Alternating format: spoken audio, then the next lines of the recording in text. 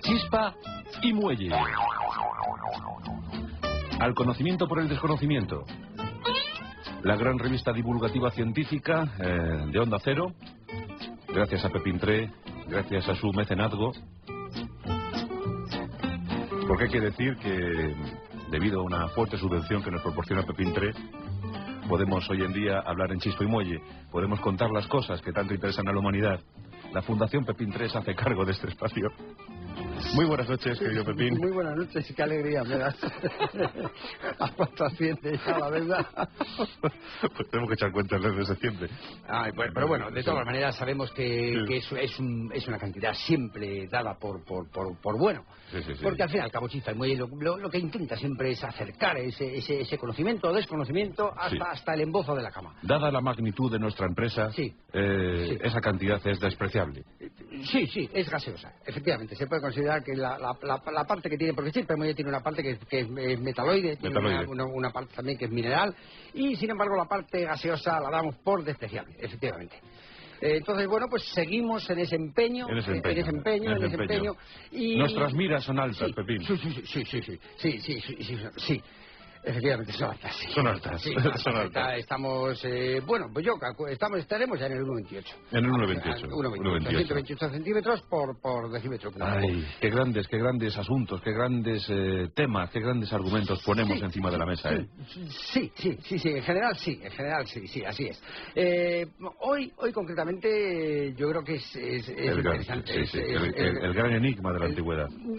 Quizá no tanto como enigma, porque sí había una parte ya descubierta, una parte que había despertado el interés de los... Tener en cuenta que estamos hablando de una parte, estamos hablando del Pleistoceno. Estamos hablando del Pleistoceno, estamos hablando de la era terciaria. La era terciaria. La primaria, la secundaria. Y luego fue la terciaria, hasta nuestros días. También considerada como la era servicios, ¿no? La del sector servicios. Efectivamente, sí, concretamente en el territorio en el que vamos a movernos, donde para situar la obsidiana y para situar esa epopeya, porque esto pertenece a lo que se consideran epopeyas bastante grandes, que es esa búsqueda, ese logro que ha intentado el humano, ese desafío, ¿por qué no decirlo? Desafío. ¿Puedo decir desafío? Sí, digo, lo voy a decir. Sí, desafío. Voy a decir también ayuntamiento. Y voy a decir tonelete. Esas 3 palabras. Además de tirón. Tonelete. Qué osado, pero es así. Te admiro por la valentía. Pero hay que contarlo, y si hay que decirlo, y si hay que decir tonelete, se dice tonelete. En muy pocas ocasiones alguien se había atrevido a decir desafío, ayuntamiento y tonelete. Y tonelete, de manera simultánea. Incluso podría decirlo de manera... No voy a hacerlo porque eso nos restaría tiempo para el interés que yo creo que va a tener... Nos estás mal acostumbrando, Pepín. Nos estás mal acostumbrando. Ya. Pero bueno, sí, en general no. Y lo que vamos a hacer hoy es no mal acostumbrar y, sin embargo, poner un poquito el dedo en la llaga. Exactamente. Vamos a poner el dedo en la llaga. Vamos a la búsqueda de la obsidiana. Sí, exactamente. Hemos dicho ya, me parece, que en la era primaria no se tiene en cuenta la obsidiana. Poco había. Sí se mantenía, sí se respetaba el borodio, se le rendía incluso pleitesía al borodio. Sí. Quizá la era secundaria es más, ahí prima más el tungsteno. El tungsteno. Pero sin embargo, yo creo que la era terciaria, ahí es donde la obsidiana se hace con el cenit, se hace con la cítara. Con la cítara, porque pasa a ser citada en casi todas las crónicas, pocas que tenemos de ese periodo. ¿Pero por qué? ¿Por qué la obsidiana, precisamente? Pues porque la obsidiana era el alimento. Estaba considerado alimento. ¿El alimento de los dioses? No, de los dioses, no, de los dioses no, de la gente de la calle. Ah, de la gente de la calle, gente de lo que es el peatón. El vulgo. Lo que se llamaba vulgo en la era tercera. El vulgo. El vulgo, exactamente, o lo vulgo. Entonces estaba dentro de lo que son la familia, lo celebraban por efemérides. Sí. O sea, según llegaba la efeméride... Exactamente, sí. se daba un rango especial a la obsidiana. La obsidiana hay que tener en cuenta que permanece oculta. O sea, en la época que estamos nosotros determinando, la obsidiana estaba siempre estratificada. Sí, oculta. Ah, protegida por una sociedad secreta. No tiene nada que ver. Simplemente lo que pasa es que estaba cubierta por mica. Por mica y feldespato. Mica y feldespato. Era una pareja, eran los guardianes. Sí eran deidades menores. La mica y el feldespato eran, digamos, una pareja. Una pareja lo que se consideraban semidioses o dioses... Venidos a menos. O le petit die o les petit die, que le decían, porque ellos pluralizaban. Les gustaba pluralizar y entonces consideraban que estos elementos lo que hacían era entronizar de una manera intrínseca toda esa relación que había entre el hombre, su atmósfera y su territorio. O sea, territorio quiero decir en cuanto a terreno que pisaban. Entonces ellos lo hacían con carros, los carros no eran inamovibles. O sea, los carros, hasta que luego se puso en movimiento lo que es la rueda. Ese elemento circular, el carro era considerado como una plaza. Era por eso decía ayuntamiento, era donde estaba la casa consistoria. O sea que, por ejemplo, una reunión de carros... Sí, era como una plaza. Una plaza de la donde estaban los prepostes, donde estaba el preposte. Y tenemos que hablar de uno de ellos, que fue el iniciador, el gran preposte, que era Urduluk Nok. De los Nok. Urduluk de nombre, o sea, el patronímico que tenía el Urduluk Nok. Nok era porque era de los Nok. Era que es digamos que era una comarca, una comarca que estaba regentada por Ramón Nok, que era el jefe. Ramón Nok. Entonces él recibe el nombre cuando es bautizado, que no era un bautismo, quiero decir, no digo bautismo, pero es porque no se hacía con bautismo, se hacía con grano de mijo. Con grano de mijo. Sí, el niño, el infante, el criatir, como decían en su territorio, pues criatir, porque le gustaba pluralizar. Y venían corriendo todos los Sí, venían todos, sí. El infante tenía que deglutir 6 arrobas de mijo. 6 arrobas de mijo. En grano. Entonces el niño tenía una digestión de un tiempo determinado. O sea, ¿cuántos años? Pues estaba en los 11 años aproximadamente. El niño deglutía durante los 11 años. Y cuando había deglutido este grano, se consideraba que ya era un varón, ya era un mozalbete. Tenía un grado que era mozalbete. Y entonces era cuando se le colgaba, llevaban unas grandes, lo que se llamaba pedrería.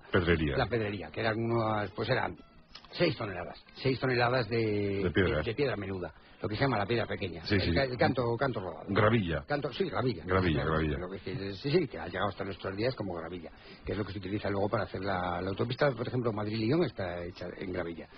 En los arcenes. En los arcenes, porque luego lleva ya lo que lleva acero, lleva todo, todo lo que lleva Madrid-Lyon lo lleva todo. Madrid-Lyon lo lleva todo. Si por lo que fuera tienes que ir a lo mejor a bien a Montpellier, tienes que ir a Perpiñán, ahí ya cambia el material y cambia la dirección. O sea, el material lo que hace es determinar en qué dirección, norte, sur, este y oeste. Entonces eso se elige, esa distinción en cuanto al rumbo se hace por medio del material. Y entonces eso Urduluk Nok lo sabía. Urduluk Nok. Sí, Urduluk Nok. En aquella época se le podía considerar que era un aventurero. No tenía cantimplora porque no se prestaba. Entonces él lo llevaba en un canasto. Él llevaba un canasto. Un canastillo. O sea, la impedimenta la llevaba en un canastillo. En un canastillo, sí. Llevaba el canastillo por un lado y la impedimenta por otro. O sea, llevaba dos utensilios. Dos utensilios utensilios. Entonces él lo que hacía es que le mandaba, vamos, concretamente en este caso, como arranca, porque tenemos que ir un poco al origen de todo esto. Estamos intentando explicarlo, hay que empezar. Estamos hablando de Urduluk como gran preboste, como gran descubridor de la obsidiana. Sí, aventurero. ¿Era Montaraz? Sí, era silvestrado, sí, tenía pata de gallo. Tenía patas de gallo. Por la edad, a lo mejor ya. No, por su morfología. Es que, quiero decir, estamos hablando de un hombres casi primates. Entonces el primate era en parte era palmípedo, tenía la pierna derecha era palmípeda y la izquierda tenía pata de gallo. Lo que se llamaba pata de gallo. Tú fíjate. Y luego por eso el príncipe de Gales, cuando diseña ese tejido que da su nombre, que es el príncipe de Gales, pata de gallo, es medio traje con príncipe de Gales, o sea que lleva cuadros, y luego el otro medio, la manga izquierda, lleva en ojito de perdiz. Lo que se llama ojito de perdiz.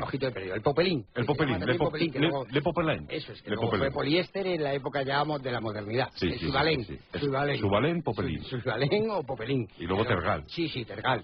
Eso lo llevaba el Windsor. El duque de Windsor. Muy enfrentados, ¿eh? Sí. Muy enfrentados. Renunció a la corona por tergal, por llevar tergal. Entonces la reina Isabel le cortó las orejas. Y no pudo haber ya un monarca. O sea, no se admitía, en la corte inglesa no se admitía que hubiera monarcas con orejas, sin pabellones, sin pabellón auditivo. Claro. Por eso su hijo salió así, ¿verdad? Bueno, el hijo compensa, de alguna manera es lo que quiere es dejar claro cuál es la línea monárquica y cuáles son las tendencias. O sea, aquí estoy yo con mis orejas. Efectivamente, para compensar un poco esa carencia que tuvo el duque de Windsor. Bueno, pero no era esto lo que veníamos a contar. Lo que pasa es que te pones, vas tirando y van saliendo cosas. Es así, la historia es así. La historia viene ramificada. Sí, qué razón tienes. Has puesto el de la llaga ahí. Sí, la has puesto, sí. Y por la línea de Urduluk Nok. Sí, Urduluk Nok, su gran preocupación era intentar, que ya, yo creo que esto lo hemos comentado, esa se puede decir que era obsesión. Que tenía este hombre por ver si la piedra como tal era portátil. Era portátil. Él sabía que quizá cupiera esa posibilidad de que esa piedra pudiera trasladarse del sitio. Entonces, en principio, él intenta que se mueva por sí misma. O sea, una traslación espontánea. Una traslación espontánea, efectivamente. Pero no lo consigue. No lo consigue hasta que, por suerte, y eso se considera una señal que viene del más allá, porque él vivía, estamos hablando del territorio del Nok. El territorio del Nok, para hacer una idea... Era citerior. Era citerior, mientras que el otro era ulterior. Entonces Nok ocupa una extensión aproximada que es entre la Baja Sajonia, va de la Baja Sajonia hasta Talavera de la Reina. Desde la Baja Sajonia hasta Talavera de la Reina. ¿Y dónde puso la casa? Porque claro... La puso en lo que es ahora Zamora, lo que ahora se llama Zamora. La casa estaba ahí. Sí, la casa estaba ahí. Todo lo demás terruño. Sí, lo demás era inerte, era territorio inerte, entonces era tierra de gavilán, lo que se llamaba tierra, en aquella época la tierra de gavilán. La tierra de gavilán. Y entonces había unos menires, se puede considerar así, unos menires que estaban colocados señalando dónde precisamente empezaba, porque el planeta se consideraba que terminaba en Talavera de la Reina. O sea, Urano empezaba a partir de Talavera de la Reina, ya era Urano. Y lo que ahora se conoce como Oceanía, eso era tremendo. Eso era enorme. Eso era ya la galaxia. El acabose. Lo que venía en los mapas como acabose. Acabose. Que se llamaba también Camino de Santiago. O Vía Láctea. Luego ya se lo fueron poniendo nombres. Era un poco... No, sí, todo tiene un porqué. Claro, sí, es que parece que hablamos por hablar y no, esto está todo... Y hombre, no digo que esté todo documentado porque estamos hablando de una época que no es fácil. No es fácil el documento. Entre otras cosas, porque el hombre no tenía la costumbre, o sea, la palabra como tal no sé, era una mercancía de trueque. De trueque la palabra. La palabra. O sea, tú ibas con tu palabra y te daban un pollo. Sí, el pollo, lo que se llamaba Le poule. Sí, Le poule. sí, los afrancesados decían de poule, o les poule, porque pluralizaban. Efectivamente les gustaba pluralizar. Les poule. Entonces tú tenías que cabía esa posibilidad. Claro, palabras no había más que entonces como que sirvieran, quiero decir, que fueran útiles. Sí, que tuvieran el sello de que eso podría cambiarse por cualquier otro tipo de mercadería. Había 6 palabras. 6 palabras. 6 palabras. Que ya hemos dicho 3. 3 las hemos enunciado aquí, porque por eso dice, claro, ¿por qué ¿a qué viene decir tonalete? Pues precisamente estamos diciendo tonalete porque era una de las 6 palabras que gracias a eso te daban. Por tonalete lo que pasa es que tenía un concepto distinto. Sí, por tonalete te daban 6 mulas. 6 mulas. 6 mulas. Si tú le dabas a alguien la palabra tonelete, y entonces él ya la podía utilizar, pero la tenías que dar, lógicamente, firmada. De alguna manera grabada por ese sello que pudiera... Si tú tenías hermanas mayores, era la hermana mayor la que tenía que poner el sello en una calabaza. Litografiada, efectivamente, lo que es agua fuerte. Entonces lo ponía en una calabaza con sus pipas. Entonces la hermana se comía las pipas de la calabaza y le daba el resto de semejante objeto a su señor. Exactamente. al señor, al mandamás. Al mandamás. Le mandamé. Sí, o mandamés, porque les gustaba, pluralizaban. Entonces pluralizaban. Y entonces él te daba el pato, el pollo. Pollo o pollo pato, porque había un cruce, lo que se llamaba ánabe. Tiene mitad cuerpo, la mitad inferior es pollo y la superior es pato. Claro, como ocurría entonces en la era terciaria. Sí. Claro, que todo estaba hibridado. Efectivamente, porque todo venía de la pescadilla. De la pescadilla, del agua. Sale del agua. El origen es ameba, de la ameba pasa ya a la pescadilla, la pequeña, la de enroscar. La barata. La barata, la de enroscar, la que se confunde con bacalaillo. Eso era lo que es. Eso, había pasado por hilo directo. Por hilo directo. Pasa de la ameba directamente, pasa a la pescadilla de roscar. A esta pescadilla. Y luego ya... La merluzona. Ahí ya va el merluzón. El merluzón. Sí, merluzón o pez tigre. O pez tigre. Claro. Y entonces la obsidiana... la obsidiana es cierto. Bien, es que la obsidiana, precisamente, hablábamos de ella porque era la gran preocupación de Urduluk, ¿no? Al ver que la piedra como tal no tiene esa facultad de moverse de un territorio a otro, entonces él es cuando intenta al menos ver si eso consigue hacerlo portátil. Que era la gran obsesión también de otros grandes científicos de la época, como por ejemplo Monsieur Pomez. Sí, Monsieur Pomez. Por eso le agujereó O sea, él tuvo una gran idea, ¿por qué no decirlo? Porque entonces él lo que hizo es que taladrola. Entonces, exactamente, taladrola. Y con esa materia restante, lo que estaba consiguiendo es quitar peso y quitar masa. Entonces él decía, masa por peso igual a volumen total, entonces le estoy quitando un decenio por cada 2 años que pasen. Y entonces, claro, él en mucho menos tiempo era capaz de alcanzar el mismo peso, pero en el mismo sitio. Y entonces ahí, claro, se forma una tribu, por eso surgen las tribus, porque se arremolinan. En torno al vacío. En torno al vacío. Entonces ahí se crea, hay una diáspora. Hay una diáspora. ¿Por qué? Porque de tanta concentración. Efectivamente, porque la concentración en el vacío... se concentran para posteriormente expandirse. Es como el Big Bang en obsidiana. No. No lo he cogido entonces, Pepín, perdóname. No, hay que manejar conceptos, pero claro, faltan cosas.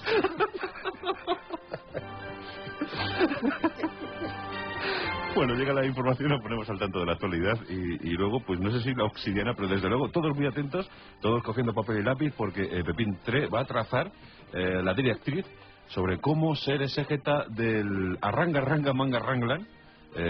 Es decir, vamos a hablar de erotismo. A mí me cuesta mucho siempre hablar de erotismo, pero con el arranga manga ranglan, la verdad es que me voy soltando, me voy soltando. La información y después seguimos. ¿Qué cosas pasan?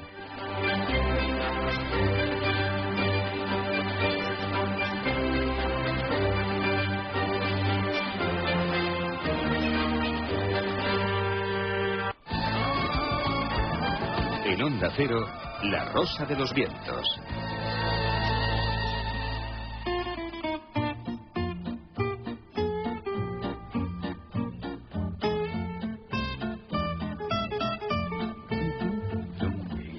Es cierto que el hombre surgió tras una evolución. Primero fue la ameba, salió del agua, y en el agua estamos, ahora mismo. Sí. En el agua estamos ahora mismo. Efectivamente. Qué barbaridad. Tenemos la mesa como si fuera medio acuoso, ¿verdad? Pero bueno, elegido por nosotros, al fin y al cabo. Eso sí. Es una facultad que el humano tiene, poder elegir en qué elementos se quiere mover. Sí. Bueno, por ejemplo, el erotismo, Pepín. Sí, el erotismo. Bueno, estamos hablando de... Claro, porque parece Sí. Erotismo, no es que vayamos a meternos en unos terrenos cenagosos, aunque también, vamos, pero no. Estamos hablando de un clásico. Un clásico. Arranga, ranga, manga, ranglan. Exactamente. Arranga, ranga, manga, ranglan es pertenece a los textos védicos. Ignoto hasta nuestros días, ¿no? Es ignoto, bueno, semi-ignoto. No, tampoco vamos a ver. Sí, semi-ignoto. Semi-ignoto.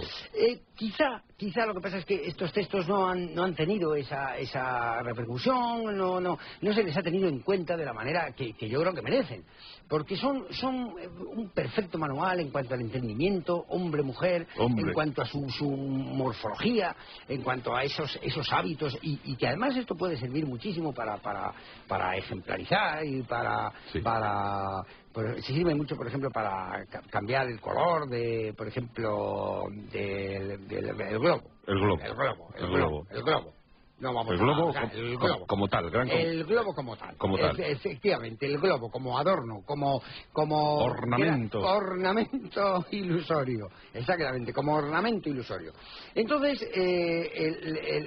es una compilación, el Aranga tiene una antigüedad notoria. ¿De cuántos años estamos hablando?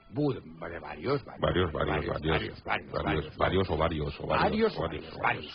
Estamos hablando de cantidades ingentes de años. Esto habría que situarlo muy a finales del siglo y principios del siguiente. Y, desde luego, bueno, pues yo creo que recopilado con esa sabiduría, ese buen conocimiento que mantiene todo lo... Ay, Pepín, gracias. Que desde luego no ni se te ocurra. Pero sí se puede... Desde también.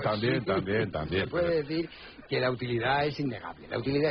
Sí. Entonces, precisamente en estos textos, cuando se plantea esa relación hombre-mujer, quizá tenga cierta dificultad en cuanto a la aplicación en la era moderna, porque requieren de tiempo, requieren de voluntad, requieren de conocimiento y requieren, desde luego, del requerimiento.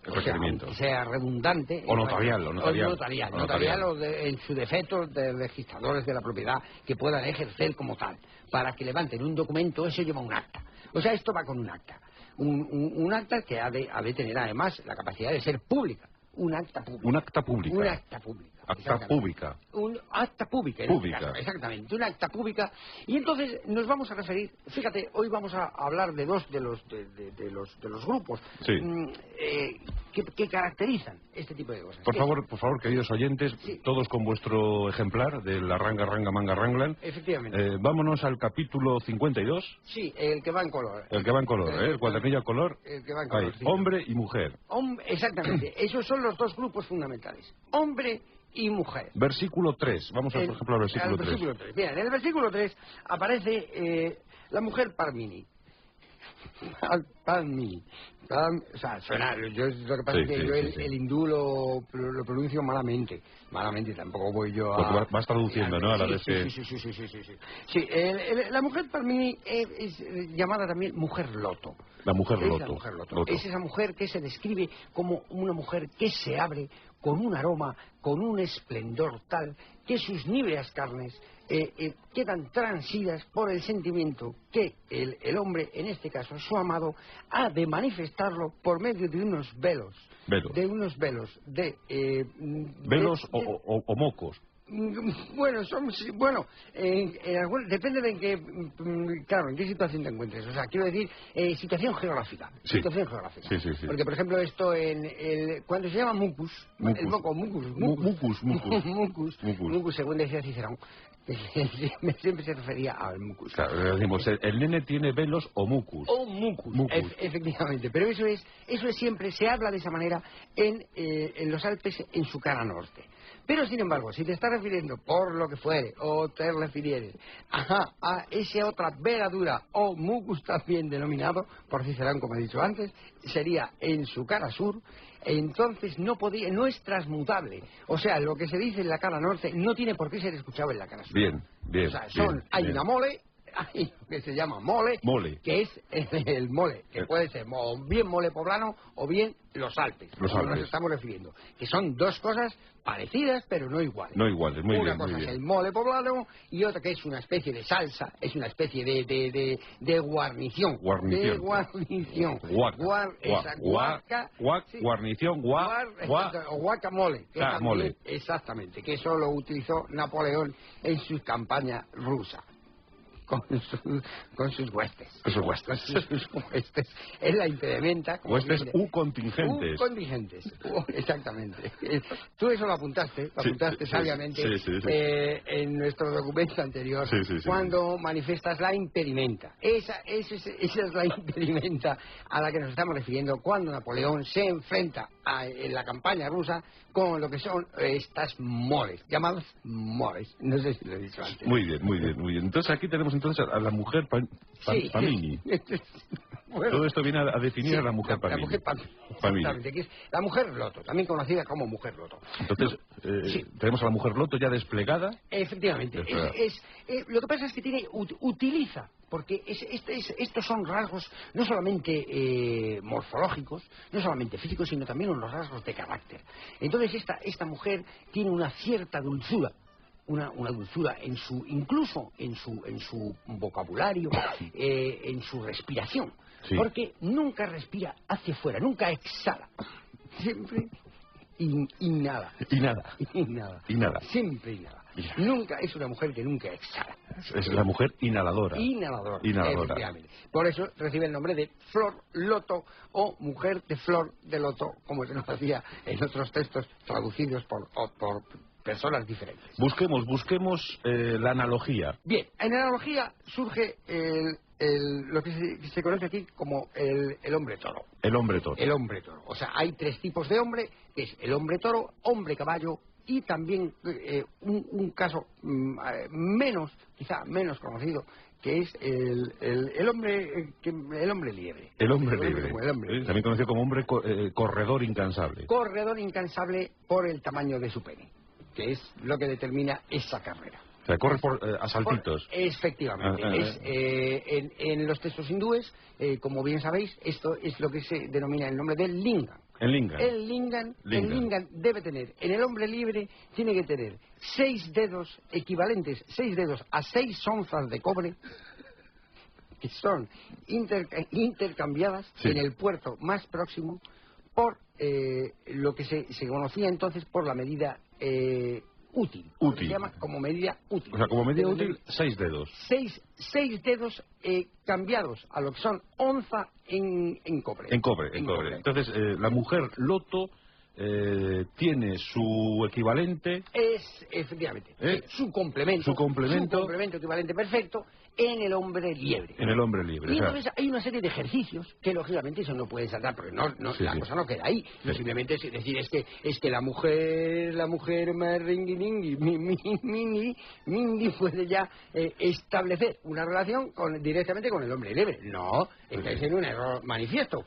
Eso, sí. Pasemos al versículo 14. Sí. El versículo 14, donde se nos comenta, donde se nos dice cómo se unen la mujer loto y el hombre libre. Bien, hay que hacer una maceración. Lo primero es maceración. Se supone que el hombre libre ha de estar macerado en alcanfor durante 8 semanas. Alcanzó. Alcanzó, sí. Qué maravillosa palabra árabe. Sí, alcanzó.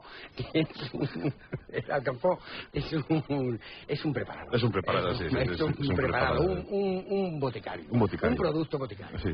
Producto boticario. Entonces, el alcanzó conviene. Se calcula aproximadamente, para un hombre liebre debe haber alrededor de 500 hectolitros. 500 hectolitros para macerar el sulinga. Sobrará, Para macerar el linga. Bueno, no, se macera...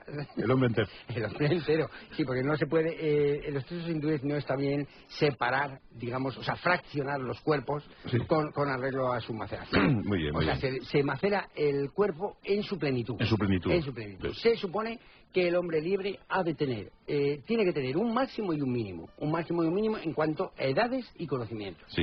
Entonces, tiene que ser... si ya... digamos ese florecer primaveral, que eso se averigua por medio de unos tapices.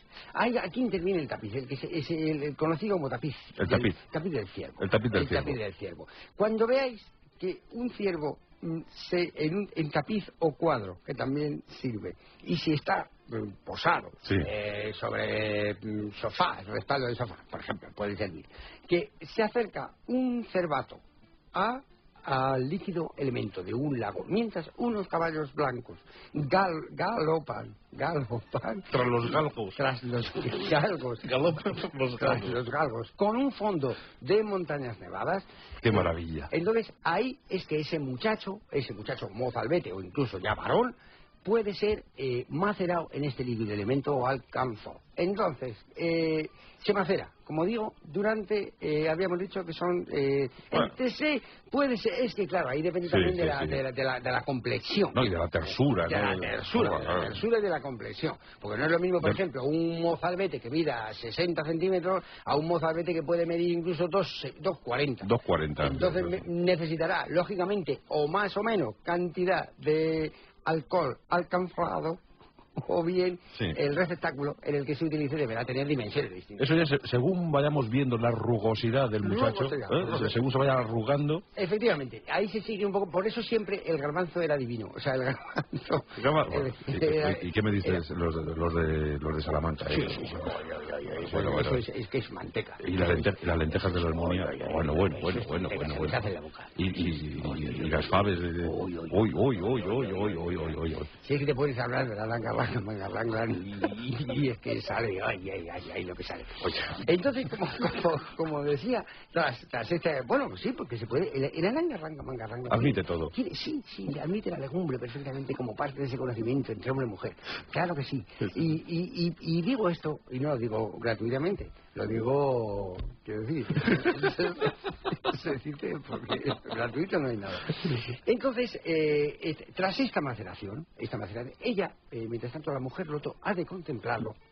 Esto conviene hacerlo siempre que sea con una ventana orientada al este. Una ventana orientada al este. Entonces la mujer loto debe estar en ese estado de pureza y por supuesto también de depuración, mirando esos amaneceres y esos atardeceres. Conviene que si está la ventana hacia el este, en los atardeceres, esta joven deberá hacer un giro de 180 grados, nunca de 360. Porque volvería a lo mismo. Volvería a estar al este, con lo cual no podría ver el atardecer. 180 grados. 180 grados, efectivamente. Importantísimo. Sí, esto lo puede hacer con un astrolabio o con un... Un sextante. O con un girófago, como prefiera. La moza, sí, mirando a través de la ventana... Exactamente, esta joven con esa ventana, si pudiera ser, deberá tener 6 castaños alineados ante esa ventana por la que verá cómo la maceración de su amor, de su podemos decir, de su futuro amante, acrisola.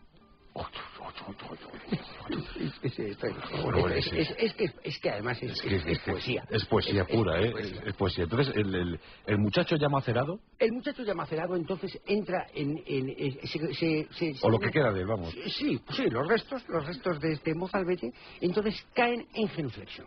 Él debe estar genuflexo. Sí.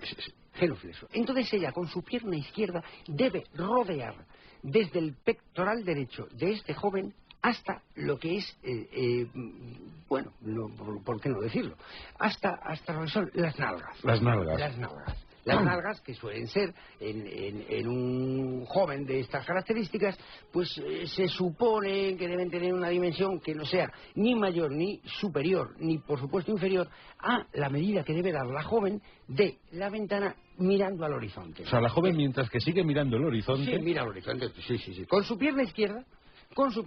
lanza la pierna sobre el muchacho genuflexo. Genuflexo, exactamente, y rodéale de una manera, por supuesto, que haya cierta atención. Cierta atención. Y desliza la pierna por la espalda del muchacho hasta que el talón de Aquiles, el talón. Bueno, si quiere ir si Aquiles, por lo que fuere, tuviera bien también el entrar en esta especie de juego amoroso, bien recibido será, porque siempre una de las características es que esa mujer liebre, el joven liebre, junto con la mujer de loto, son generosos. Son amplios en todas sus medidas. Sí. Pero en todo caso el taloncito hasta que golpee la nalga. Efectivamente, golpeará la nalga durante 11 minutos. 11 minutos. 11 minutos en la que golpea el talón sobre la nalga. Eso despierta una especie de apetito en el varón. Es como un gurgurucu. O sea, el varón ya a los 11 minutos ya como que... Gurgutea. Esto debe tomarlo la joven, la Aniris. Sí. La joven... Sí, como señal de que ha sido aceptada, en principio, ese futuro de relación que cristalizará años incluso más tarde, si se siguen los ejercicios que a continuación o en días sucesivos iremos dando. O sea, esto lo que hace es como un sendero. Esto es un sendero. Es lo que, bueno, en algunas escuelas de pensamiento se llama la distracción. Distracción. Se llama o sea, o no aburrirse, no aburrimiento. Es la negación del aburrimiento. La negación del aburrimiento. Y entonces hemos de suponer que esta pareja alcanzará el clímax. No siempre. No es prometedor. O sea, esto no promete nada. Simplemente lo que hace es como digo, ese no aburrimiento o aburrimiento non aburritus, non aburritus, que es lo que decía Cicerón siempre cuando estaba en los Alpes, pero en la cara norte. Sí. Norte. Y era lo que siempre aconsejaba. Non aburritus. Explicatio non petita. Non petitamente. Entonces esto con esta, bueno, esto es un juego, esto es un divertimento. Esto es un ejercicio que luego hará que esos posibles amantes disfruten de una plenitud tal, si fueran capaces de conseguirla, de alcanzarla, que no se olvidará, y es una huella imborrable en el carácter, desde luego, de estas parejas. Y no hemos hablado todavía. Sí, entonces toca, él si consigue esto, toca la lira, efectivamente, él toca la lira o el lirón, es lo que tenga más cerca. Y no hemos hablado todavía de la mujer burra, que es denominada así por el tamaño de su Johnny, que eso lo hablaremos en futuras sesiones. Porque eso ya tiene, lógicamente, es otra terapia, son otros ejercicios y es otra manera de enfrentarse al acto amoroso, que no tiene en absoluto nada que ver con el resto. O sea, que es el Johnny y el Lingan. Y el Lingan, exactamente. Johnny y Lingan. Lingan, como, léase, como atributo, mejor que como atributo, como detalle del varón. Sí, en algunos es desde luego un detalle. Es un detalle y no debe por qué ser más. Despreciable, dicen algunas. Despreciable, efectivamente, generalmente despreciable, pero lo dejamos en detalle. Eso es. Bueno, pues hasta aquí nuestra nueva clase, nuestra nueva enseñanza de la Ranga Ranga Manga Ranglan, y la verdad que estamos conmovidos y muy agradecidos, por supuesto, al gran sabio oriental Pepín Tré. Bueno, estos son lo que yo voy recogiendo, esto no creas tú que esto es lo que está escrito y lo vas recogiendo. Está escrito, pero hay que traducirlo. Sí, hay que traducirlo, hay un pasaje precioso cuando dice, si aletea la mariposa, crece el cereal. Eso es un no sé qué decir. Es oriental. Si aletea mariposa, crece el cereal. En los mimbres. En los mimbres. Qué gran canción, que Cortijo de los mimbres. Ah, no, de los mimbres. No, eso sí. Bueno, vamos con nuestras consultas para Pepín 3. Estamos en Chispa y Muelle. Sí, atención, Macarena Yagüe, buenas noches. Hola, buenas noches. ¿Alguna consulta para el sabio Pepín? Sí, la de Santiago de Zaragoza, que pregunta... Hombre, Santiago de Zaragoza. ¿Es el peso de la albóndiga en verdad consustancial a su osadía? Por supuesto. Sí. ¿Para qué vamos? Por supuesto. Sí. Es que es proporcional. Que no muchas es que veces es que es proporcional. parece que nos buscan, ¿eh? Sí, claro, te quieren meter los dos en la boca. Es así. Antonio, desde Madrid, dice el señor Don Pero Pepín 3. antes, Ay, alto, varón. Dios. Hombre, hay que darle una explicación también a este... Sí. ¿Era de dónde era? Zaragoza, era. Zaragoza. Alberto de Zaragoza. Alberto Santiago de Zaragoza. Que es... preguntaba por la albóndiga. El peso. Exactamente. El peso de la albóndiga depende de su tamaño. Ahora sí. Antonio de Madrid. Es que Pepín no comenta. O sea, Pepín sienta cátedra. Es que hay que... Claro, hay que dejarlo claro. Porque si no, ¿qué conseguimos? Que este muchacho se quede con una laguna. Con este Alberto Santiago. El peso de la albóndiga es directamente proporcional a su tamaño. A su tamaño, efectivamente. Bueno, pues Antonio de Madrid... También perdona que te interrumpa. Pero es que eso es la aplicación directamente, aunque sea un territorio de alimento o de ingesta. Eso recibe también el mismo tratamiento que el efecto Venturi tuvo en su momento. Masa potencia por velocidad de luz, agua, gas.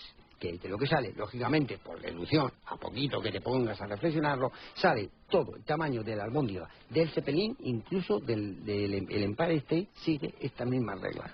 Tú el Empire State, por ejemplo, quieres afeitarte en el Empire State y no puedes hacerlo antes de las 6 menos 20 o 6 y 20. ¿Está claro? Sí. Antonio de Madrid. Impresionante. Hay que decirlo. Necesita de tu estimado desconocimiento, dice Antonio. ¿Por qué los momentos flectores en vigas empotradas tienen los fotopitos sueltos y no en conjunto? Por los radiadores. Porque eso lo hizo Voltaire. Voltaire cuando fue a visitar a Richelieu, lo que hizo en una tarde fue desmontar todos los radiadores de la estancia principal y dijo, esto lo va a terminar la historia. Entonces él se retiróse y se quedó Richelieu con todo empantanado de todos los radiadores, que había dos que perdían agua. Perdían agua. Entonces, claro, lógicamente eso no tenía presión. Ahí empezó la famosa purga de Richelieu. La purga. Empezó con el radiador. Efectivamente, empezó purgando radiadores y terminó pues normal. Si se acaban los radiadores tendrá que seguir purgando hasta que, claro, es así. Y eso está reconocido además, y Víctor Hugo ya lo escribe en Los Miserables. ¿A poco que te fijes? Hay que leer entre líneas. Hay que leer. Dani de Tomelloso nos cuenta que en 2 ocasiones se ha fusionado con el macroéter por simple afinidad.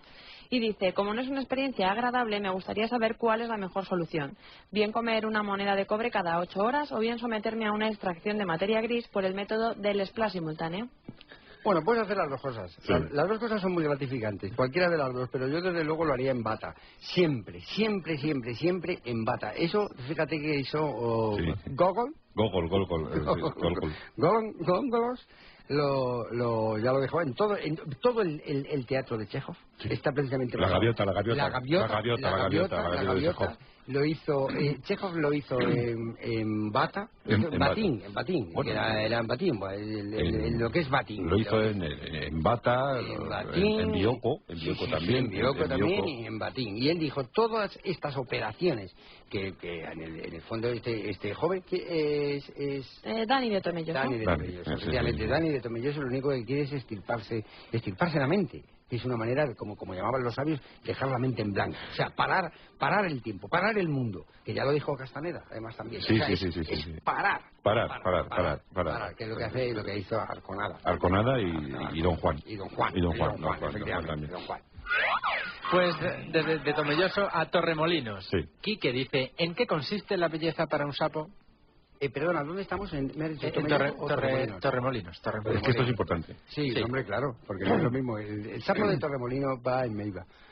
Y eso es totalmente, o sea, no es lo mismo un sapo, el sapo playero, lo que se llama el sapo playero, el sapo cancionero. Exacto. O sea, el sapo cancionero tiene sus cosas que son pues lo normal, porque él viaja en los ejes de mi carreta. Cuando escribió Jorge Cafrune y Atahualpa Yupanqui a medias con el niño Marito,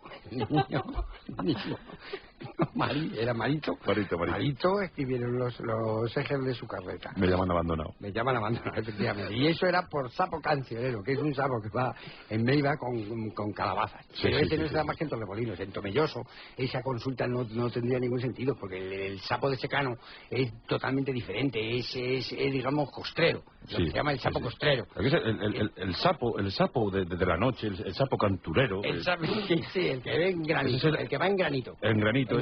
Eso es de los calchaqueros. Los calchaqueros. Efectivamente, exactamente, los que cantaron Hable la muralla. Perfecto, Pepín, estamos muy agradecidos, sumamente agradecidos. Si hay alguna otra duda, encantado. Aquí estamos para facilitar las cosas. Exactamente. Nuestra misión es una misión de bondad. Sí, lo hacemos por el bien de la sociedad. ¿Devoción? Sí, bueno, devoción. ¿Ilusión? Bueno, sí, bueno. ¿Ilusión has dicho? Bueno, sí, también. Sí, bueno. ¿Algún calificativo más? Hasta la próxima semana, Pepín. Bueno. Ahí vamos. La Rosa de los Vientos en Onda Cero.